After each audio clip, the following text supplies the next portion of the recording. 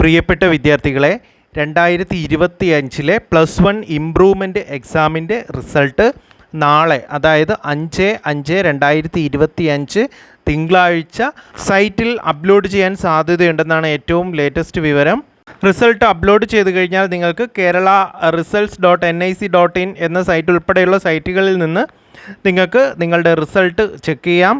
അതുപോലെ +2വിൻ്റെ result May 18 ഞായറാഴ്ചയാണ്.